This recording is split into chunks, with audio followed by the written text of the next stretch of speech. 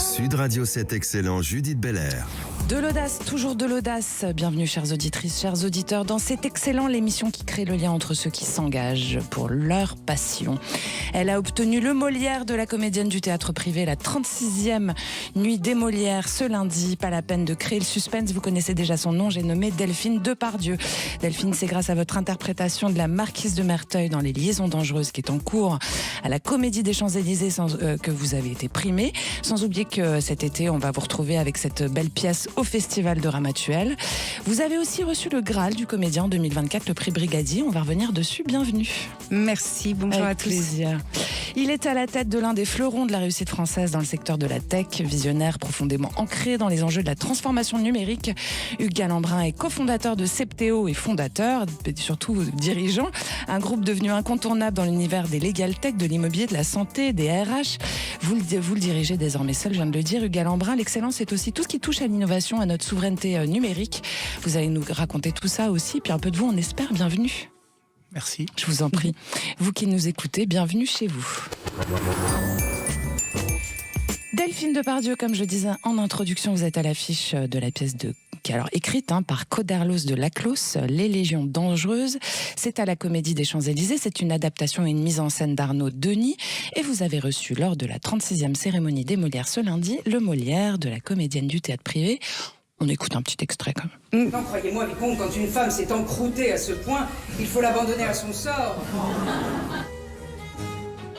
Dites seulement un mot et je vous prouverai de mille manières que vous êtes et serez toujours la souveraine de mon cœur. À moins que vous achèviez de me convaincre que vous n'êtes pas pris ailleurs. Du texte et encore du texte, Les Légions dangereuses, texte de Coderlos de Laclos, très beau texte d'ailleurs, adapté, mis en scène par Arnaud Denis, avec vous, Delphine Depardieu, avec Valentin de Carbonnières, Salomé Villiers, Michel André, Pierre Deveau, Marjorie Dubu et Guillaume de Saint-Cerny. Alors bravo déjà pour votre Molière. Merci beaucoup. C'est excellent, j'ai envie de dire. Oui, c'est excellent. C'est excellent et ça fait beaucoup de bien. Et alors c'était une très belle soirée. C'est quoi votre ressenti de recevoir une telle distinction, parce que je sais que vous aviez déjà été nommée en plus. Oui, j'ai été nommée il y a 8 ans pour la Révélation. Bon, je ne l'avais pas eu. J'avais été très très triste parce que c'est un prix pour moi extrêmement important. Il y a des... Pourquoi ? Parce que je viens d'une famille artistique. Ah bon ? Je viens d'une famille de cinéma qui prend beaucoup de place dans le monde du cinéma et le monde de l'art. Et pour moi, c'est un métier passion, c'est une passion. C'est quelque chose que j'aime depuis toujours. J'ai toujours voulu faire ça, je n'ai jamais voulu faire autre chose. Et j'ai appris, mon père m'a toujours dit d'accord, mais tu passes ton bac, tu fais tes écoles de théâtre et après, peut-être, tu seras comédienne. Donc c'est ce que j'ai fait. Et pourquoi recevoir un prix est d'une importance capitale pour moi, c'est parce que j'y ai fait mon prénom. C'est un peu comme si mes pères, hier et cette année pour le prix du Brigadier, m'ont dit Delphine, tu as ta place dans notre... Tu es Delphine, tu n'es pas que Depardieu. Voilà, exactement. Tu as ta place aussi. Et pour moi, c'était très important, oui. Et donc de monter sur scène et de ressentir... qu'est-ce que vous avez ressenti? On a envie de savoir. Ouais, vous étiez... Enfin, c'était lundi. Hein. C'était lundi, exactement. Alors, qu'est-ce que vous avez ressenti, Delphine? Eh bien, alors... J'ai ressenti une joie immense, les jambes qui flagellent, pour être très terre à terre, les jambes qui flagellent alors que je suis en train de lire ce discours que j'ai donc écrit par demande du Bureau des Molières. On devait écrire nos discours au cas où. Et pendant que je lisais mon discours, je sentais les jambes flagellées, mais vraiment sur ces hauts talons. Je me disais, mon Dieu, il va se passer quelque chose, je vais être très mal. Quelle idée aussi de mettre des hauts talons. Ah oui, mais ça va être plus joli. Et donc, bien qu'ils m'ont fait mal toute la soirée, tout va bien, j'avais prévu les baskets. Vous aviez les après. baskets dans le sac. Évidemment. Donc, on ressent beaucoup de joie, beaucoup d'accomplissement, en fait. Et c'est là-dedans, j'ai parlé de ça dans mon discours, du travail.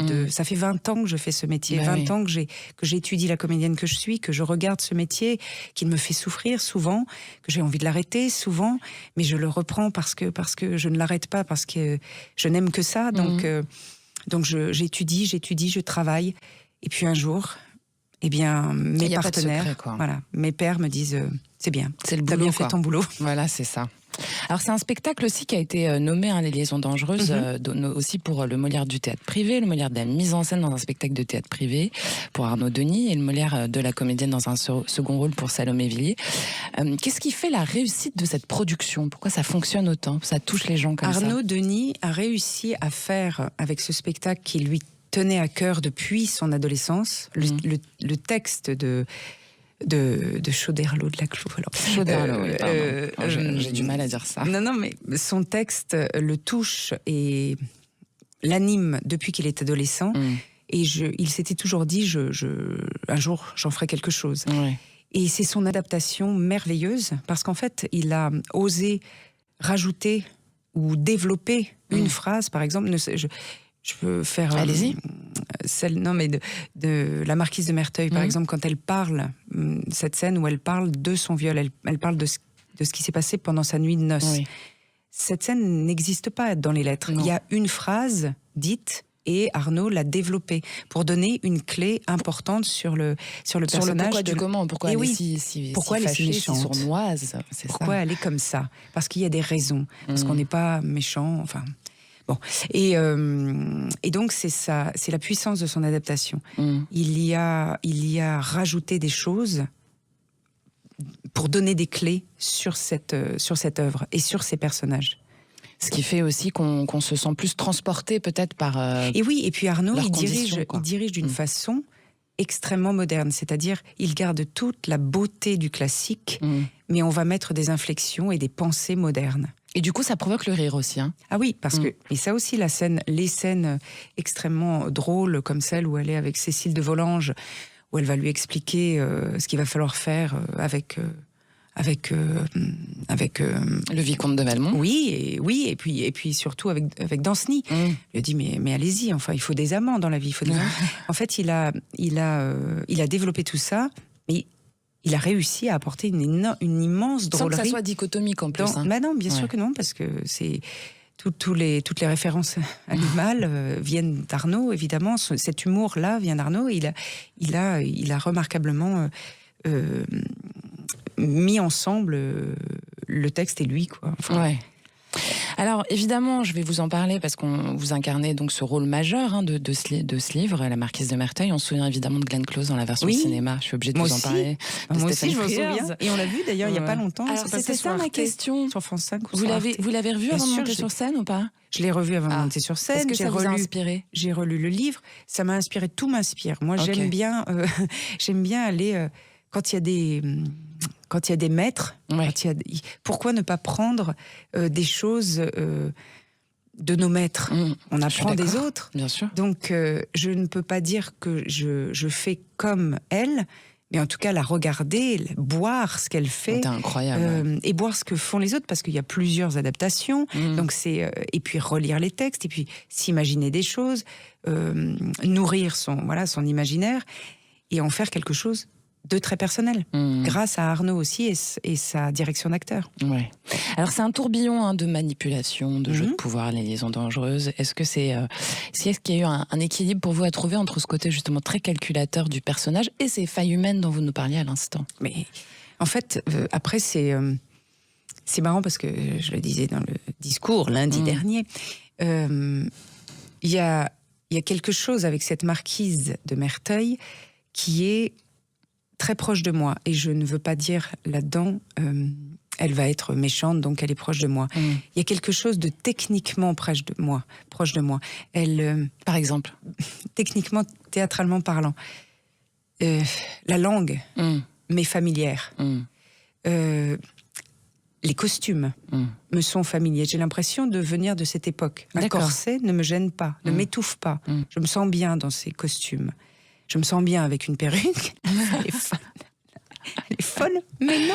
Et avec le maquillage aussi? Et avec le maquillage, le maquillage n'est pas quelque chose qui m'étouffe. Ouais. Donc en fait, parce que quand on vous voit comme ça dans la vie de tous les jours, je suis simple, vous n'avez pas de perruque. Non, j'ai pas de perruque. Mais en fait, je me suis sentie assez proche d'elle, techniquement parlant, de par le texte, de par les costumes, de par la perruque, de par ce maquillage. Et j'ai aimé être en fusion avec elle. Je disais dans le discours, C'est comme si je la préparais depuis 20 ans. Mais parce que la Marquise de Merteuil nécessite ces grands personnages. C'est vraiment un grand personnage. Voilà, les grands personnages qui nous font peur comme ça, de loin, quand on est jeune comédien, et ben, ils nécessitent des années de travail, des années d'approfondissement, des années de recul pour pouvoir un jour ne pas être écrasé par eux, mais pour les accompagner. Et vous avez réussi, puisque le Molière vous est revenu. Alors, Hugues Galambrin, je rappelle que vous êtes PDG fondateur du groupe Septéo. Le jeu de pouvoir et la manipulation dont on parle dans Les Liaisons dangereuses, j'ai forcément envie de faire un petit comparatif avec certaines circonstances, parfois, que vous devez avoir à gérer, en fait, dans l'environnement entrepreneurial. C'est marrant, je ne m'attendais pas à ça. Je ne m'attendais pas du tout à ça. Ouais, voyez. J'étais en plus sous le charme de l'artiste en face de moi, qui me rappelait, je le disais tout à l'heure, ma petite enfance, et du spectacle vivant qui est si vous avez envie de parler de ça, je vais vous pas en du tout prie. parler du spectacle vivant parce que je n'en sais, Déjà, je est-ce ne que sais vous allez rien, au théâtre ? je n'en sais rien. J'y vais autant que je peux. D'accord. Pas assez, évidemment, mais dès que j'ai l'opportunité, j'y vais. Je me régale. J'étais fasciné par ce jeu d'artiste. Là, je me rappelle petit. Vous avez parlé de j'allais dire de déguisement, vous voyez. Oui, je sais. Mon fils dit pareil. Tu mets ton déguisement. Voilà. Comment on se travestit, pratiquement, Ouais. qu'on Oui, peut bien sûr. travestir. Mais il y a un finalement, peu la de ça réalité. dans l'entrepreneuriat quand on est chef d'entreprise d'une Alors, grosse je boîte crois comme pas. vous. Ah non ? D'accord. Je ne crois pas. Faut être dans Et je crois même l'authenticité l'inverse. totale. Je crois même l'inverse. D'accord. Je crois que si on travestit ce qu'on est, il y a peu de chances de réussir. Ok. Voilà. D'accord. C'est très personnel. Et ce que sur les jeux de j'exprime. pouvoir en question ? Il n'y en a pas non plus tellement D'accord. lorsqu'on est créateur. Ok. On ne fait pas tellement. Non, parce que vous n'avez de pas votre place à politique gagner, quoi. au sens noble du terme, Oui. d'ailleurs. Hein. On ne fait pas tellement de politique. On a des objectifs. On essaie d'amener ceux qui sont autour de vous vers cet objectif-là. Et il y a assez peu de. Il y a peu de alors, je sais bien qu'il y a la tentation de penser qu'il y a de la manipulation, mais la manipulation, Pas forcément, peut-être juste des jeux de existe pouvoir. au quotidien. Tout le Non, monde on se manipule quelqu'un. tous, oui. Donc, Ouais, c'est sûr. mais elle n'existe pas très longtemps. Donc finalement, c'est parce qu'on est authentique qu'on arrive à s'inscrire dans son chemin quand on est chef d'entreprise. Mais je pense que c'est un peu la même chose quand on est comédien finalement, parce que vous jouez un rôle, mais si vous n'êtes pas authentique Oui. dans votre manière de jouer, Totalement. ça fonctionne Faut être pas vrai, non plus, faut être vrai, faut être présent, faut être ouvert. C'est vrai, il faut mettre ses tripes et son cœur sur la table, en fait. C'est ça que vous faites, J'aurais Hugues ? pas dit mieux. J'aurais pas dit mieux parce que c'est des métiers passion. Ouais. Alors évidemment, pas du tout aussi. Je disais tout à l'heure, c'est un peu moins sexy de faire des logiciels que d'être sur scène. Mais c'est des métiers passion. On n'y arrive pas si on n'est pas passionné, clairement. Et vous parliez de création, vous parlez beaucoup, vous employez ce mot quand on est créateur. Donc en fait, c'est la même chose. Ouais. La création, C'est ça ? vous créez des choses. Oui. Donc Bah c'est oui, normal oui. que ce soit... Il y c'est pas de a l'art, moins, mais moins c'est- d'art. Il y a moins d'art, mais Je c'est un métier conçois- passion. une forme d'art. Il faut une aussi. passion pour pouvoir... Oui, il y a créé évidemment l'entreprise, mais il y a aussi ce qu'on crée. Parce qu'une entreprise, parce qu'on est un industriel du software, donc on crée des logiciels. Donc il faut se mettre à la place de l'utilisateur pour créer effectivement les logiciels. Donc effectivement, il y a un côté... Il y a un côté de jeu de rôle aussi, un petit peu, de se mettre à la place de l'autre. Oui, absolument. Dans la création, il faut comprendre ce que font chacun de nos clients pour pouvoir l'interpréter au mieux. Ouais, Et il y a vrai. un maître mot dans vos deux univers, c'est le jeu en question, justement. Vous, c'est un jeu de rôle et se projeter dans l'univers de l'autre, et vous jouez littéralement au théâtre. Hein, c'est un autre lien potentiel. Ça vous parle, Hugues ? Vous avez l'air sceptique. Non, tout me parle. Je suis pas très à l'aise avec le jeu. Au D'accord. sens jouer autant quand on est artiste, on joue Non, on la parlait comédie. plutôt dans le sens jeu de rôle, hein, évidemment. Non, mais même pas du tout le sens le jeu au sens de plaisir de jouer. Ça, à la limite, oui, je serais assez à l'aise avec ça parce que finalement, s'il y a de la passion, il y a du plaisir. Bien sûr. Donc forcément, il y a la notion de jeu. Moi je dis souvent, on me dit de temps en temps, avec le recul, on me dit quand même, t'as bien bossé tout. J'ai jamais bossé dans ma vie. J'ai jamais bossé de ma vie. Quand on fait ce qu'on J'ai toujours aime, fait quelque chose par passion et par plaisir. Donc je me suis toujours amusé. Donc oui, alors ce jeu-là, oui. Après le jeu au sens, je joue un rôle. Ouais. Là, c'est un peu ce que je vous ai dit au départ. Ouais. Je suis un peu sceptique. D'accord.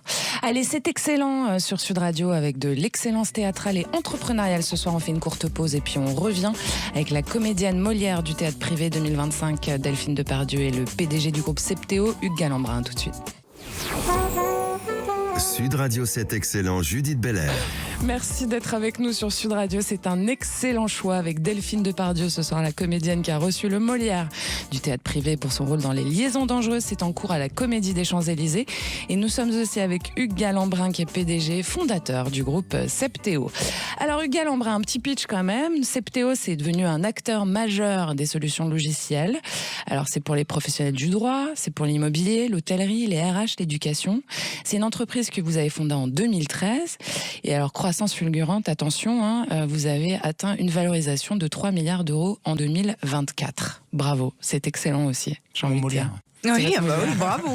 C'est un sacré Molière aussi. Ouais. Alors déjà, qu'est-ce que c'est les logiciels que vous développez? Puis j'avais une autre question un peu bête aussi. Qu'est-ce que c'est la legal tech et tout ce que vous développez? Parce que ce sont des mots que je n'utilise point. Je ne suis pas sûre que les auditeurs les utilisent aussi. Non, c'est pas certain. Non. Voilà. C'est pas certain. Expliquez-nous ce que c'est. Très brièvement, je vais essayer d'être concis. On est une boîte de tech. Ouais. On est une boîte dans la tech qui crée des logiciels. Donc une industrie, c'est une industrie à proprement parler. On pourrait y revenir, mais on parle beaucoup de souveraineté de l'industrie française. Je pense qu'on vous êtes souvent, un des acteurs importants. Voilà, mais on oublie souvent de dire que le software, enfin le logiciel, est une industrie. D'accord, donc le software déjà c'est le logiciel. C'est le logiciel, pardon. D'accord. Et la legal tech, c'est tout ce qui est lié au légal. Ouais. Donc en fait, c'est tout ce qui est organisation. Gestion, juriste. Droit, professionnel du droit, pour faire court. Donc ce sont les avocats, les notaires, les directions juridiques, etc. Voilà. Et ensuite, on a élargi un petit peu le spectre de ces logiciels, un petit peu par ruissellement, pour utiliser une expression bien connue de notre président, puisque d'un secteur on est allé à l'autre, et voilà comment on a au fur et à mesure grandi. Alors, vous visez quand même 1 milliard d'euros de chiffre d'affaires d'ici 2030. C'est ça? Oui, bon, on risque rien de viser des objectifs. J'espère que vous visez un deuxième Molière. Mais je vise l'Oscar. L'Oscar. Mais vous avez raison, il faut monter vers les étoiles. Dites-le, affirmez-le, et au moins, je le dis. Il faut exprimer. Affirmer, exactement. Affirmer et ensuite cadavrer. J'ai l'Oscar, oui, c'est ça, exactement. Alors, j'ai encore un autre chiffre. Vous investissez 50 millions d'euros par an en recherche et développement. Et en ce moment, vous accentuez à fond sur l'intelligence artificielle. Pour vos logiciels aussi. Qu'est-ce qui fait qu'une entreprise comme la vôtre, qui part de scratch, j'ai envie de dire, en arrive là aujourd'hui?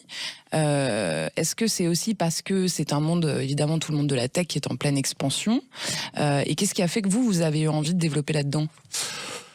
J'ai jamais eu particulièrement envie de développer là-dedans. En fait, la tech, vous avez raison, c'est une industrie qui est même porteuse, puisqu'en fait, ça n'échappe à personne que c'est une industrie on dématérialise partout, même si vous avez beaucoup de papier. Moi, j'aime bien le papier, On dématérialise. À la radio, c'est mieux le papier. Oui, on numérise, comme vous pourriez l'avoir sur vos écrans, mais bon. On ça marche moins bien. On peut pas faire de notes sur les écrans. C'est vrai, vous avez raison. Et donc, on n'en est pas au début, parce que c'est quelque chose qui est... Mais c'est une industrie relativement récente, si vous regardez les autres industries. On n'est pas l'industrie de l'acier ou l'industrie de l'automobile, etc. Donc c'est encore relativement porteur. Et pourquoi vous investissez autant en recherche et développement? C'est aussi ça, peut-être la clé, quoi. C'est la clé. C'est ça. Parce que c'est la clé. Il y a 2 choses qui font dans nos métiers qui sont la clé. La première, c'est effectivement la R&D, recherche et développement. Il faut avoir les meilleurs outils, les meilleurs produits. Et deuxièmement, c'est l'engagement des collaborateurs. On ne fait pas une entreprise sans les femmes et les hommes qui les portent. Donc, il faut ces 2 éléments. Et si on a ces 2 éléments, en général, ça marche mieux. Alors, depuis que vous avez repris la barre tout seul, parce qu'au départ, vous l'avez fondée avec 2 associés, on y reviendra tout à l'heure. Vous avez repris la barre en 2020. Et alors, vous avez multiplié la valorisation de votre entreprise par 3,5 entre 2020 et 2024. Comment ça se fait? C'est quoi le facteur clé? C'est vous? Non. Bon. J'apporte ma contribution, sans doute. Pas plus, pas moins que tout le monde. Alors effectivement, je suis... on a parlé tout à l'heure, puisqu'on était dans le domaine de l'art, je suis un peu le chef d'orchestre. Donc effectivement, je pense que ça y contribue. Mais Ce qui contribue surtout, c'est encore une fois, je le dis, les managers autour de moi, l'engagement des femmes et des hommes qui sont autour d'eux, qui ont envie d'avancer, qui croient au projet. On parlait aussi d'authenticité. Ouais. Si on croit au projet, on est capable de faire des choses. Il y a 3 éléments fondamentaux, je pense, que dans le succès, je pense que c'est vrai sans doute aussi pour le théâtre, c'est la responsabilité. Si vous êtes sur scène, que vous montez, que vous avez la responsabilité de la pièce, de l'équipe, forcément, vous allez vous sentir un peu plus engagé que si vous en fichez royalement. Bien sûr. C'est le premier. Le deuxième, c'est le plaisir. Si vous avez aucun plaisir à jouer votre rôle, je pense que vous l'avez fort bien exprimé tout à l'heure, hein, le plaisir que vous avez même d'être de porter ce corset, ce costume, etc. Donc il faut du plaisir. Et si on a du plaisir et si on a de la responsabilité, en général, l'efficacité est au rendez-vous et la performance est au rendez-vous, pour reprendre une expression utilisée dans le monde de l'entreprise. Donc en fait, je pense que en développant ces 2 aspects, beaucoup de responsabilités, en évitant les silos, en désilotant partout où on le peut, en essayant de donner à chacun beaucoup de responsabilités là où il est, un cadre précis, un objectif et une vision. On donne beaucoup de plaisir à chacun dans ses entreprises, dans son groupe, et on arrive souvent à de l'efficacité et une performance supérieure. D'accord. C'est un petit peu... Tout est une histoire de plaisir, en fait. Je crois beaucoup de plaisir. Ça permet l'engagement, quoi. Oui. Hein, c'est ça. Oui.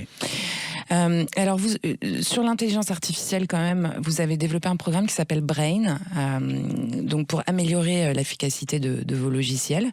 Et vous soulignez, ça c'est important pour vous, que l'intelligence artificielle reste un outil au service de l'humain et pas l'inverse. C'est pas un substitut, ça peut pas prendre la place, et ça c'est très important. Oui, alors l'intelligence artificielle remplacera certaines tâches de lui-même, et comme toujours les innovations ont remplacé une partie des tâches de l'humain. Bien sûr. Lorsqu'on a inventé la machine à vapeur, on a fait des trains et on a le métier de je sais pas comment ça s'appelait d'ailleurs, mais ceux qui accompagnaient les diligences. Forcément, ça a été sans doute plus difficile. Mais pour reprendre l'expression de Schumpeter, c'est la destruction créatrice. Hein. C'est-à-dire qu'il y a des postes il y a des métiers qui vont disparaître. Puis il y en a d'autres qui vont apparaître. Beaucoup qui vont se créer en général. Parce qu'on crée du développement, donc on crée beaucoup plus de postes qu'on en détruit au bout du compte. Donc forcément, à partir du moment où l'humain a la maîtrise de l'IA, il fera en sorte, j'espère, c'est tout le débat, on ne va pas rentrer dans le débat philosophique de l'IA, mais on pourrait, mais ce serait une autre émission. Je pense que l'humain va faire en sorte que l'IA va lui permettre de travailler mieux, travailler peut-être moins, mais d'être plus efficace. Ouais, c'est ça. Voilà. Et autour de cette IA... Est-ce que ça fausse pas un petit peu les rapports par exemple, on sait qu'à l'école, il y a de plus en plus d'écoliers qui se servent de l'IA pour faire leur rédaction, pour ne pas lire les livres, etc. Est-ce que ça pose le même type de soucis dans l'entreprise ou pas du tout ? Alors c'est marrant la question que vous posez, parce que j'ai un petit de 13 ans et c'est vrai qu'il utilise ChatGPT beaucoup plus facilement que moi, et sur des rédacs et sur des trucs incroyables. D'ailleurs, ils écrivent beaucoup moins bien que ce qu'on écrivait, je crois. Oui, je suis d'accord. C'est un jugement c'est pas du tout pour casser les jeunes, au contraire, ils ont beaucoup d'autres choses que nous n'avions pas mais c'est une crainte qu'on doit pas avoir. J'imagine que les moines qui rédigeaient au XIVe siècle, lorsqu'il y a eu la découverte de l'imprimerie par Gutenberg, se sont dit mais c'est pas possible, la lecture va apparaître aux yeux de tout le monde. C'est comme ça que la réforme est arrivée d'ailleurs, je vous rappelle. C'est vrai. Et puisqu'on est Sud Radio, le Sud, bref. Non mais c'est bien sûr que l'IA va apporter, il va falloir être capable de détecter l'IA. Il va falloir d'interpréter l'IA. C'est-à-dire que ça, c'est faux, c'est une IA. Enfin, c'est faux. C'est pas faux, mais en tout cas, ça sort pas de la voix d'un être humain. Ou la conception qui a été faite, on parlait d'artistes, voilà, on peut très bien composer un tableau par de l'IA, qui semble... Mais on peut pas mettre un acteur sur scène, hein. Non, mais on peut utiliser l'IA pour les doublages, pour tout ça, c'est ça. Ils sont oui, donc il y a des métiers qui sont en danger là. aussi. Oui, bien sûr. Ouais. Mais pour le moment, ça, on peut encore détecter. Vous disiez, il va falloir détecter l'IA. On peut encore détecter les tableaux, les voix, même un acteur, parce que ça se voit. Mais dans 5 ans, 10 ans, on ne va plus voir. Et en fait... Mais j'aime bien le fait que vous disiez, il ne faut pas en avoir peur. Parce que c'est du futur, on avance. Et vous disiez vrai, s'ils avaient tous peur de l'évolution, il n'y aurait rien eu. Je pense qu'ils ont eu très peur de la découverte de l'imprimerie. Oui, parce très que peur. Ça a diffusé le savoir partout. Ouais. D'ailleurs, c'est un des avantages aussi de l'IA, c'est que ça diffuse le savoir beaucoup plus vite. Alors on anticipe toujours, on voit toujours l'IA comme quelque chose qui... Mais le savoir, on l'a déjà sur le web finalement. Faut aller chercher. Vous pouvez faire un condensé très rapide sur ChatGPT ou d'autres. Hein. Je fais pas la promo de l'un ou l'autre, n'importe quel LLM. Mais ce que je veux dire par là, c'est que vous avez accès à la ressource beaucoup plus vite, et ça condense, ça vous fait des résumés, ça vous fait des synthèses, donc vous avez la capacité de faire mieux. Il faut savoir plus vite. s'en servir, en gros. Il faut savoir s'en servir, et il faut savoir l'interpréter. Mais comment on interprète un texte, vous êtes bien placé pour savoir que l'interprétation de texte est vitale. Il ne faut pas qu'elle prenne notre vie, mais il faut savoir l'utiliser à bon escient. Ouais. Parce que vous parliez des jeunes tout à l'heure qui utilisent ça maintenant pour faire leurs devoirs. Ça, c'est pas contrariant, ça, c'est pas embêtant pour les générations futures. Faut demander aux profs. Parce qu'ils utilisent moins leur... ça dépend comment on les élève aussi, je pense. Hein. Mais alors la pression sur les parents, là, merci. Alors, il y a un autre truc que j'ai remarqué chez Septéo quand même, c'est que c'est passé d'une start-up spécialisée dans la legal tech à un acteur, je vais y arriver, majeur des solutions logicielles en Europe. Et alors, il y a un truc important, c'est que vous restez fidèle à votre identité française et montpelliéraine. Il faut que ça soit du made in France, et ça, c'est un peu cocorico, c'est important chez vous. Hein. Non, c'est pas. Le cocorico, vous savez, je me méfie toujours des. Je suis du Sud, parce que d'abord, ça s'entend, moi je peux pas le cacher, mais... mais sur Sud Radio, ça va bien. Hein. Ça va bien, voilà, exactement, sur votre chaîne, ça va très bien. Non, mais il n'y a pas de drapeau. Il n'y a pas de drapeau. Je me méfie toujours un peu des drapeaux. Hein. D'accord. Mais on vient de là, donc on ne le gomme pas non plus. Il n'y a pas de raison de mais dire l'ancrage, est-ce que l'ancrage, il est déjà assez solide, ou est-ce qu'il s'est solidifié justement avec cette expansion énorme que il vous s'est avez... solidifié par l'expansion aussi. À Montpellier, évidemment, le siège social est à Montpellier. Il y a 1200 personnes à Montpellier. Vous avez plus de 3000 employés, c'est ça en tout ? 3200, oui. Voilà, bravo. Donc forcément, il y a beaucoup de monde à Montpellier.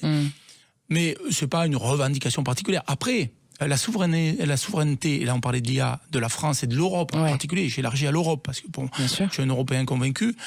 Je pense que oui, elle s'exprime par la donnée, par la data, par des acteurs forts, souverains, qui nous permettront justement de maîtriser notre destin. Là, oui, je pense qu'il y a un enjeu, absolument.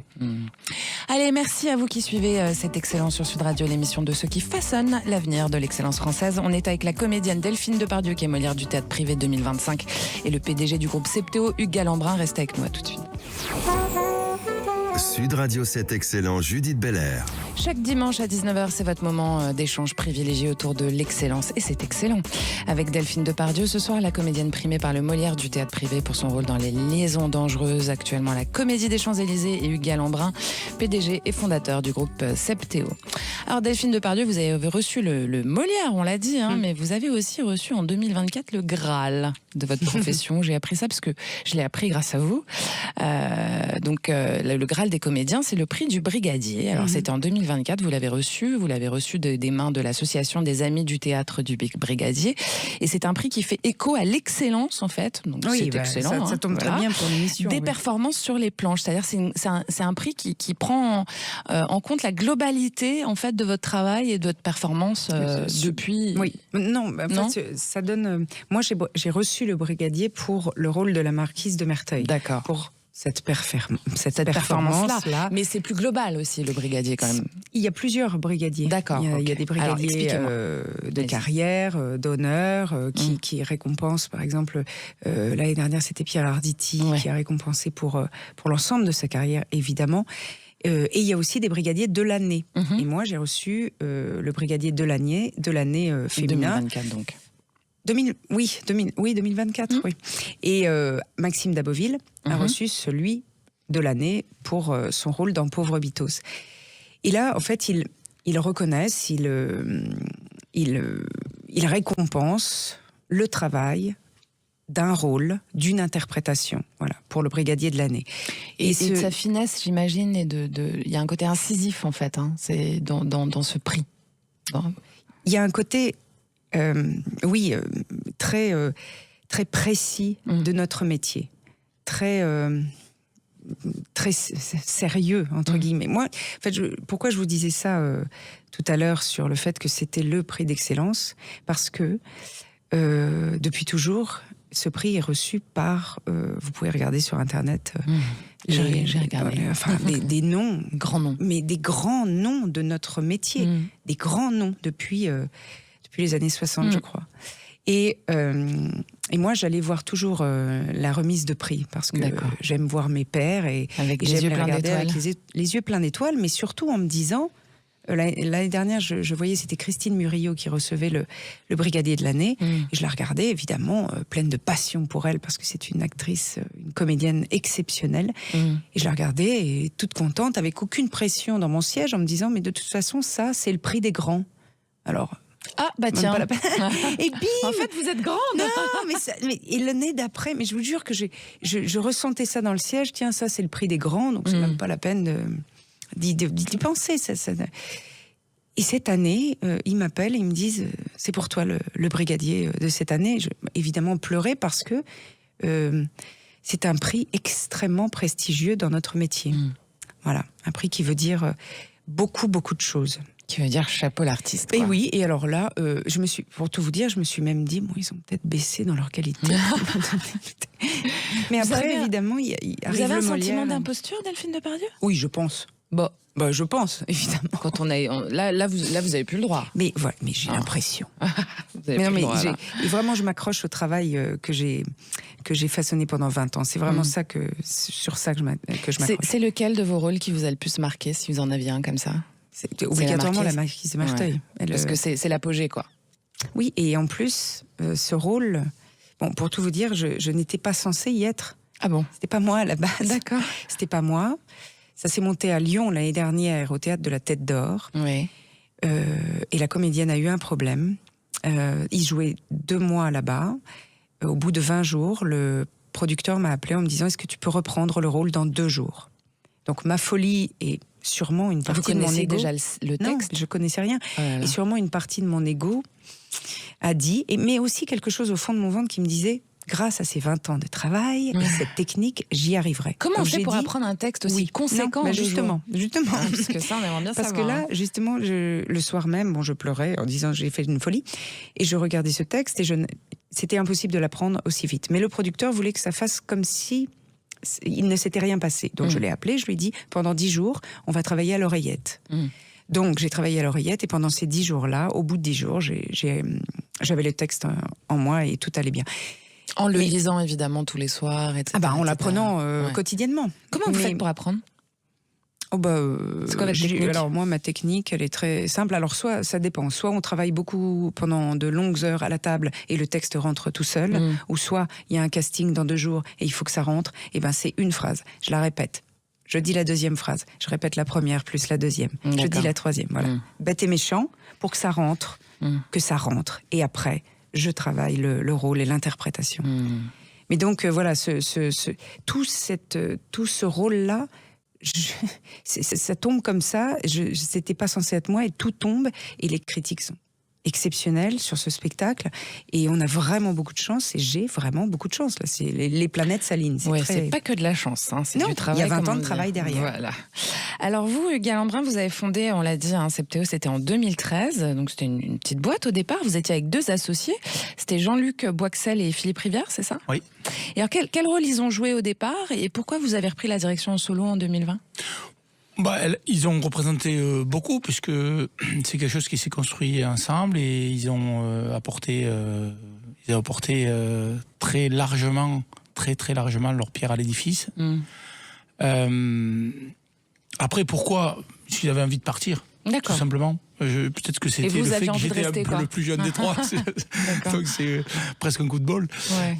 Non plus, je pense que je ne crois pas à la chance dans ces cas-là. Moi. Voilà, ils avaient envie de partir. Et ils avaient fait largement ce qu'il fallait. Et vous reprendre le flambeau, comme ça, sur vos épaules au départ, comment vous l'avez appréhendé et pourquoi vous êtes projeté là-dedans? Pourquoi vous avez pas eu envie C'était pas très simple parce qu'on avait des rôles quand même qui étaient chacun assez bien établis, mais ils ont parfaitement bien joué le jeu et ils sont partis. Ils ont tellement bien joué le jeu qu'ils sont partis d'un coup. Et donc ça a évité, si vous voulez, des interprétations. Ou, voilà. Donc c'est un peu comme vous, le rôle, mais vous oui, l'avez pris d'emblée. D'un coup, et voilà, puis vous avez plongé dans la piscine, et puis voilà, exactement. et c'est parti. Et donc on s'est pas posé, je me suis pas posé de questions. Exactement. J'étais devant le fait accompli, donc il fallait. Et vous avez intégré votre costume sans aucun problème, a priori. Vous l'aimez le costume aussi, vous, hein? Oui, alors est-ce que je l'aime? Je sais pas. En tout cas, oui, je l'aime forcément, puisque sinon je le jouerais pas, pour reprendre l'expression. Voilà. D'accord. Alors il y a un truc que vous dites souvent, Hugues Galambrin, c'est que c'est important l'esprit collectif, en fait, hein, au sein de CPTO en particulier, mais en général. Et c'est d'ailleurs votre philosophie de leadership. Hein. C'est qu'il faut que ça soit ensemble. Il n'y a pas l'individualité, bon, évidemment existe, mais c'est le collectif qui fait la force, quoi. Oui, c'est toujours très étonnant quand on entend parler d'abord la terminologie de patron en tant que tel. En France, est définie un rapport hiérarchique très fort, particulièrement en France. Depuis la Révolution française, il y a un rapport hiérarchique à la notion de patron. Or, une entreprise, c'est un sujet collectif. Bah oui. Et je crois que ceux qui l'ont pas fait ne comprennent pas de quoi il s'agit. Parce que ce qui nous porte, c'est ce qu'on va créer ensemble. Alors évidemment, de temps en temps, il y a des tensions. Évidemment, de temps en temps, on est obligé de se séparer de quelqu'un.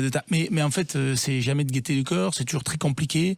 L'humain est au cœur du développement d'une entreprise. Donc, les chefs d'entreprise, plutôt que les patrons d'ailleurs, ou les managers, vous l'appelez comme on veut, mais sont obligés de travailler la matière humaine. C'est la matière humaine qui fait le succès ou l'insuccès. Donc, et ça, vous y pensez évidemment quand vous recrutez, etc. Il faut que ça soit des gens... C'est quoi, par exemple, la première chose dans le recrutement que vous allez prendre en compte chez quelqu'un? Je parlais tout à l'heure de soft skills.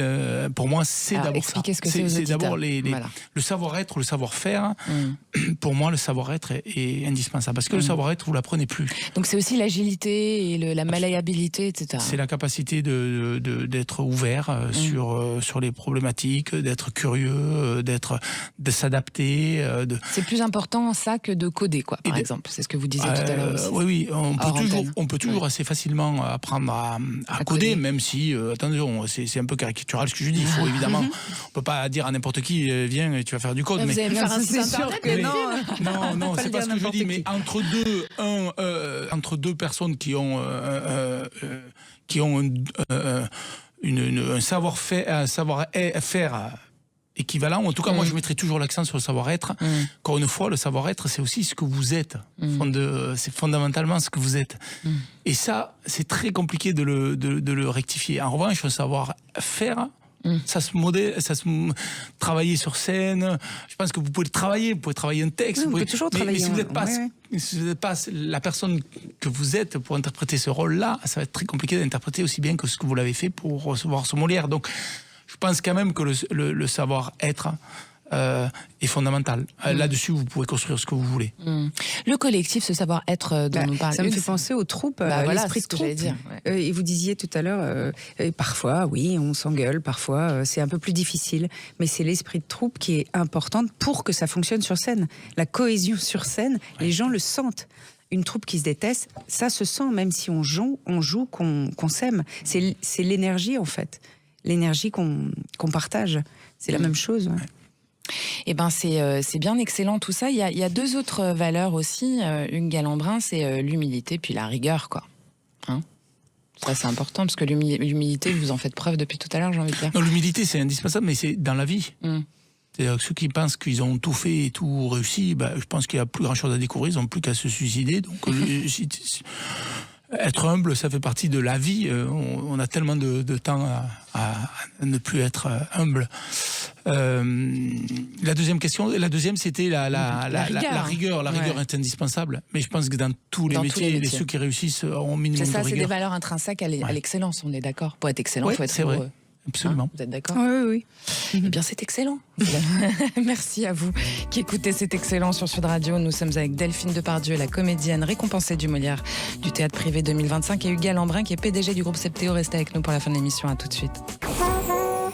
Sud Radio, c'est excellent, Judith Belair. C'est excellent parce que créer du lien, c'est aussi donner du sens. Vous êtes en compagnie de Delphine Depardieu, la comédienne couronnée du Molière du Théâtre Privé 2025 pour sa prestation dans Les Liaisons Dangereuses. C'est à l'affiche à la Comédie des Champs-Élysées. Et Hugues Galambrin qui est PDG et fondateur du groupe Septéo. Alors, l'un comme l'autre, vous évoluez quand même dans des univers où la performance et la prise de risque, elles sont essentielles. Et qu'est-ce que c'est, par exemple, vous, Delphine, vos stratégies pour maintenir votre équilibre personnel, en fait, et de ne pas totalement vous mettre de côté là-dedans? Moi, c'est le travail. Ouais. On parlait de rigueur il y a pas longtemps, mais le travail, parce que... Mais est-ce qu'on s'oublie pas parfois? C'est ça la question. Ben non, parce que après, la vie de famille aussi vous ramène très vite au sol. Oui. Et puis, alors moi, c'est un peu particulier parce que c'est pour ça que j'ai eu un petit blanc parce que je me suis dit, est-ce que je dis ça? Si vous voulez, moi, ça fait 20 ans, qu'on m'appelle Julie. Ah oui, oui. Ça fait Parce qu'il y a 20 ans aussi qu'on Julie m'appelle Depardieu. Julie. C'est votre cousine, hein? Oui, c'est ma cousine. Voilà. Et quand j'ai eu le brigadier, j'ai dit, mon discours était sur maintenant j'ai fait mon prénom, c'est magnifique. Le lendemain, on me disait, bravo Julie. Donc j'ai dit, tac, ça me ramène bien vite au sol tout ça. Et hier, lundi dernier, je reçois ce Molière magnifique, je passe tout ça, la soirée commence. On vous a pas appelé Julie? Si, 2 fois, on m'a dit bravo Julie. Donc j'ai dit merci. Mais je trouve génial. En tout cas, pour moi, bizarrement, ça devient une grande chance. Je ne peux pas péter un plomb. Je ne peux pas... Ça vous a pas ankylosé ce nom quand même au départ et tout? Non, puis on va parce avoir que... envie d'être comédienne alors que vous avez Gérard, alors que vous avez tout ça. Non, parce que c'était un métier de passion. Je voyais de la passion. Mon père, producteur, m'amenait sur les tournages. C'est quelque chose qui m'a animée, que j'ai aimé. J'ai aimé voir les acteurs, être auprès des acteurs. Et ça ne m'a jamais été lourd. J'ai beaucoup appris au niveau artistique d'eux. Et au niveau artistique, je les admire. Donc, ça n'a jamais été lourd. Mais c'est vrai que se dire, ça fait 20 ans qu'on m'appelle Julie, et je peux faire ce que je veux, on m'appellera Julie. Pourtant, vous êtes bien très différente. léger. Oui, bien sûr, on est très différentes. Vraiment, oui. Et puis un jour, on se retrouvera sur scène ensemble parce que je trouve qu'on a quelque chose à faire ensemble sur scène. Et je sais qu'un jour, alors là, ils seront bien dans la merde parce qu'ils appelleront tout le monde Julie. Mais en tout cas, est-ce qu'elle, on l'appelle non, mais j'espère bientôt là. C'est ça. Mais vous disiez comment on fait pour justement ne pas s'oublier. Moi, je peux sincèrement pas. C'est impossible, en fait. Non, enfin vraiment là. Et vous, alors, comment vous faites pour gérer Hugues Galambrin, votre rôle de grand patron, parce que c'est ce que vous êtes aujourd'hui, avec effectivement cette performance, cet engagement que ça demande et cette prise de risque permanente, parce qu'il faut prendre des décisions parfois un peu abruptes, on imagine, et votre vie, vous intérieure et personnelle aussi. Moi, j'arrive assez rapidement à couper entre les deux. C'est-à-dire qu'il y a je suis capable je suis capable de dire quelque chose à un collaborateur très proche de façon parfois très très directe. Et on peut parfaitement aller boire. Alors, il faut bien faire la différence, évidemment. Entre le boulot et aller boire une bière ensemble, parce qu'on parle de toute autre chose. On peut parler d'art ou n'importe quoi, ce que vous voulez, mais ou de théâtre, par exemple, mais ou de rugby. Vous aimez bien le rugby aussi. Oui, arriver à bien faire le distinguo, je crois que c'est assez important. Moi, j'arrive assez bien. Alors, ça veut pas dire que en même temps, et je sais pas si on est comédien 24 heures sur 24, mais on est quand même un petit peu, quand on est à la tête d'une entreprise, on est un petit peu chef d'entreprise tout le temps. Il y a pas de... Ça s'arrête jamais. Ça s'arrête jamais. C'est 24-24. Donc il n'y a pas de limite. Vous couchez, il y a un sujet qui arrive dans la tête. Et si jamais il reste dans la tête, vous dormez pas. Donc il faut vous lever et l'écrire. Enfin, moi, c'est comme ça que je fais. Je me lève, j'écris. Vous êtes habité par vos idées, il faut les sortir, sinon... Il faut les sortir. Sinon, vous tournez toute la nuit. Mais quand vous avez pris l'habitude que vous savez, vous connaissez la routine, vous vous levez tout de suite, vous allez à votre bureau, vous écrivez tout ce que vous avez dans la tête, et c'est plié. Et après, vous pouvez aller dormir. Et alors, en fait, l'idée, c'est que la prise de risque, ça m'intéresse aussi de pousser un petit peu là-dessus. Il y a des décisions abruptes de temps en temps et qui sont des décisions énormes et conséquentes. Comment on sait où il faut aller dans ces cas-là quand on est Hugues Galambrin? On sait jamais. On sait jamais. Ça, c'est le premier point. Sinon, c'est pas un risque. On ne sait jamais, mais je crois qu'il ne faut pas se retourner. Il faut la prendre. Si ça engage beaucoup de monde et beaucoup d'argent, une fois qu'on l'a prise, on l'a prise. Et puis il faut faire... il faut aussi... parce que la prise de risque, en fait, elle est très normée dans l'entreprise. Vous savez, vous avez des critères, des KPI. Donc vous dites, si tous ces KPI sont... Mais en fait, il faut suivre aussi son intuition. C'est de l'instinct beaucoup. Hein. Beaucoup. Je le sens pas, on ne fait pas comme ça. Une fois que vous avez, vous avez tout étudié, les chiffres, tous les trucs, KPI que vous pouviez... Alors les KPI, expliquez ce que c'est aux éditeurs. Les données, D'accord. les éléments de mesure, on va dire. Voilà. Et une fois que vous les avez étudiés, vous dites, bon, allez, ok, je sais, maintenant j'y vais ou j'y vais pas. Et est-ce que moi, je ressens ça comme intimement, je suis convaincu qu'il faut y aller ou au contraire, des fois, ne pas y aller. Des fois, il y a des décisions inverses, c'est-à-dire on n'y va pas, alors même que tout prête à devoir tous les y aller. voyants sont verts, mais... Non, je le sens pas. Je sais pas pourquoi, mais je le sens pas. Et en général, vous avez raison. Non, pas faux. Bon, je me suis peut-être... J'ai peut-être sans le savoir, plus vous êtes raison planté. que sinon je ne serais pas à vous répondre. mais je me suis planté aussi. A priori, c'est un sans faute. Hein. La prise de risque. Oui, c'est marrant parce que, encore une fois, je me retrouve vraiment dans ce que vous dites sur l'instinct. Sur l'instinct. Moi, la prise de risque, c'est quand on va... tous les soirs, hein, j'ai envie de dire. Oui, sur une scène, c'est sûr. Mais il y a le travail encore sur lequel on peut s'appuyer, le travail qu'on a fait en répétition, les choses. Voilà, on a une ligne directrice, donc on s'appuie là-dessus. Mais il est vrai qu'on se met devant des gens tous les soirs, on est un petit peu on est des maboules. Hein, mais il y a aussi l'histoire de prise de risque, comme pour avoir accepté ce rôle en 2 jours. Faut être zinzin aussi pour dire oui, j'y vais.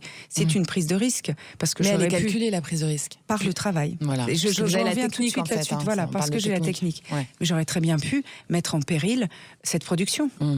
Et ça, c'est grave. En même temps, si parce vous que ont ça proposé de le faire, c'est qu'ils savaient. Oui, mais c'est de l'art, c'est de l'humain. Vous disiez c'est de l'humain, on peut jamais en totalité miser dessus. Après, oui, ils m'ont fait confiance, alors j'ai encore plus travaillé pour faire ce qu'il fallait. Parce que, oui, j'aurais pu mettre en péril une production, et c'est grave, parce que il y a beaucoup de gens... Il y a beaucoup de gens qui travaillent dessus. Oui. Alors, l'un et l'autre, si vous aviez un conseil à donner à quelqu'un, à une jeune personne qui veut suivre votre chemin, qu'est-ce que ça serait? On commence par vous, Delphine. C'est quelqu'un qui est une jeune comédienne, tiens. Pour moi, il y a beaucoup d'autres comédiens qui pensent le contraire. Moi, je pense qu'on a compris que ça s'apprend, ce métier. Bon, ce serait Boss, quoi. Boss va à l'école. Oui. Voilà. Alors, vous avez fait le cours Simon Voix? J'ai fait le cours Simon, j'ai fait les cours Jean-Laurent Cochet, et j'ai même ouvert une école avec Arnaud Denis et Axel Blin. D'accord. Qui s'appelle l'Académie Aparté. Ok. Et qui est une école de théâtre aussi. On est en ce moment au Théâtre Saint-Georges. D'accord, voilà. donc à Paris. À Paris. Et qui donne des cours pour des acteurs, des jeunes comédiens, enfin des jeunes qui veulent devenir comédiens. Donc pour moi, évidemment, ça serait venez à l'école, venez travailler, venez lire des textes, venez vous éprouver sur une scène et venez apprendre la technique dont on a besoin toute sa vie. Parce que la chose la plus importante n'est pas de faire un film, 2 films, 1 pièce, 2 pièces qui vont marcher. C'est de durer jusqu'à la fin. C'est d'être comme Judith Magre à 98 ans sur scène. Quel bonheur. Hugues Galambrin, qu'est-ce que vous auriez comme conseil à un jeune qui monte une start-up là et qui veut devenir une licorne? Écoutez, parce que je me suis dit, comme il y a vraiment beaucoup de parallèles, j'ai trouvé une idée d'assez... Allez-y, ça. Alors le travail en est un, mais un jeune start-upper qui veut lever des millions. Alors qui veut lever des millions, je suis incapable de lui donner le moins de conseils parce que je ne l'ai jamais fait. Ouais. Donc vous avez des investisseurs qui sont rentrés tard, vous. Qui sont rentrés tard. Voilà. Après, au départ, on a monté une boîte. C'était pas du tout le même esprit que ce qu'il pouvait y avoir dans la start-up. On a créé tout et on a tout autofinancé. Donc ça, je suis vraiment le plus mal placé pour donc pour un donner jeune un conseil. entrepreneur. Non, encore une fois, moi je pense que c'est un métier. Il faut pas imaginer que on a une bonne idée tous les matins. Je pense que ça, c'est faire imaginer qu'on a une bonne idée tous les matins, que ça va se transformer en or massif, qui plus est, et qu'on va le faire en 3 ans. C'est une fausse bonne idée. C'était le roi Midas qui faisait ça, non? Peut-être. Mais il faut un peu de temps quand même. Ouais. Et le temps créé, parce que là, ça 12 ans, mais avant on avait créé nos boîtes, etc. Donc il faut du temps. Et quand vous regardez même les plus grandes entreprises aujourd'hui, même de la tech, quand vous regardez les grandes américaines, elles ne sont pas créées en 3 ans. Ça a pris du temps. C'est plusieurs générations Donc, parfois. Ouais. être patient, c'est aussi un bon conseil, on l'oublie souvent. Allez, la dernière question de cette émission rapidement, parce qu'il nous reste 1 minute ensemble. Que diriez-vous, vous l'adulte que vous êtes aujourd'hui, Delphine, à l'enfant que vous étiez? Et bien justement, c'est marrant parce que je vais encore être patiente, sois patiente. Ah, parce sois que vous étiez patiente pas et travaille. patiente? Non, et D'accord. ça c'est vrai ce que vous dites, être patient, parce que les choses vont arriver si vous travaillez, mais il faut être patient, parce que le fait de tout vouloir tout de suite, c'est pas bon, mais c'est difficile Ça à fait faire des maîtriser ça. bêtises. Et vous alors, qu'est-ce que vous lui diriez au jeune petit garçon que vous étiez, Hugues Galambrin, d'aujourd'hui? Qu'il a eu raison d'être passionné par ce qu'il faisait. Ben voilà. Parce que finalement, Continuez la passion, quoi. voilà. Il dit ça avec les yeux brillants, je le tiens à le dire, chères auditrices, chers auditeurs. Merci à tous les deux d'être venus par ici. Merci à vous. C'était excellent, merci à tous de votre fidélité. On se retrouve évidemment dimanche prochain à 19h pour de nouveaux destins. Delphine Depardieu, votre pièce Les Liaisons Dangereuses est actuellement à la Comédie des Champs-Élysées, c'est jusqu'à fin juillet. Il faut se dépêcher pour réserver, parce que ça explose là. Et puis on vous retrouvera au festival de Ramatuelle qui est dirigé, Avec grand plaisir. présidé par Jacqueline Franjou qu'on aime beaucoup. Oui. On l'embrasse d'ailleurs. Toutes les infos du groupe Septéo, fondé et dirigé par vous, Hugues Galambrin, c'est sur septéo.com, SEPTEO. Et ben voilà, merci à Juju qui réalise pour vous aujourd'hui. Et puis, bise, bye bye.